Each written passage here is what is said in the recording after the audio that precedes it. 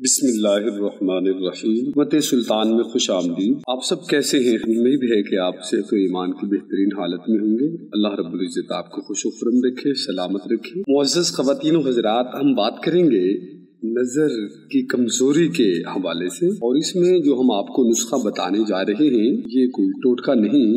آپ نسخہ پہ عمل کرتے ہوئے اپنا علاج کریں اور انشاءاللہ 100% آپ کامیابی سے دوچار ہوں گے۔ نسخہ یہ ہے نظر کی کمزوری کے حوالے سے۔ آپ کی نظر کمزور ہے، قریب کی یا دور کی، یا کوئی پیچیدہ نمبر ہے، آپ نے پریشان نہیں ہونا۔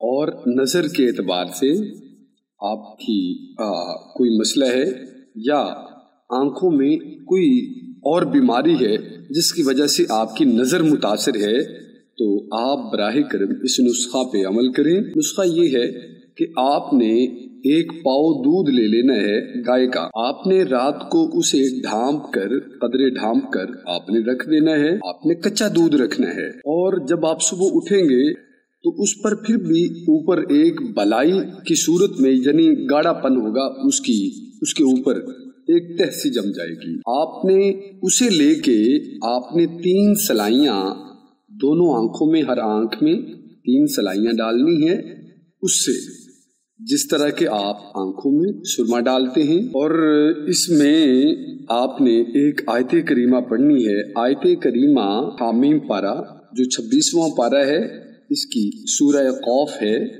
سورہ قوف کی آیت نمبر 22 کا ایک حصہ آپ نے تلاوت کر کے اول آخر درود پاک، اور آپ نے آیت نمبر 22 کا ایک حصہ آپ کو بتاتے ہیں، وہ آپ نے تلاوت کرنا ہے۔ وہ ہے فَكَشَفْنَا عَنْكَ غِطَاءَكَ فَبَصَرُكَ الْيَوْمَ حَدِيدٌ۔ پھر پڑھتا ہوں، آپ اس کو قرآن مجید لے کے اس کو صحیح تلفظ کے ساتھ پڑھیں، اور آپ نے یہ 7 مرتبہ اول آخر درود شریف پڑھ کے آپ نے 7 مرتبہ یہ آیت کریمہ پڑھنی ہے، اور آپ نے دم کرنا ہے، اور دونوں آنکھوں میں 3 سلائیاں آپ نے لگا لینی ہے۔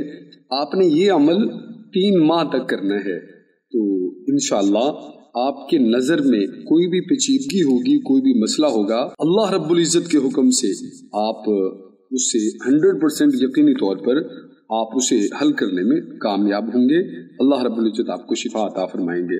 آیت کریمہ ہے فَكَشَفْنَا عَنْكَ غِطَاءَكَ فَبَصَرُكَ الْيَوْمَ حَدِيدٌ۔ اللہ رب العزت سے دعا ہے کہ اللہ رب العزت آپ کو صحت اور ایمان کی بہترین حالت میں رکھے، اور جب آپ کی نظر ٹھیک ہو جائے اللہ رب العزت آپ کو شفا عطا فرمائے۔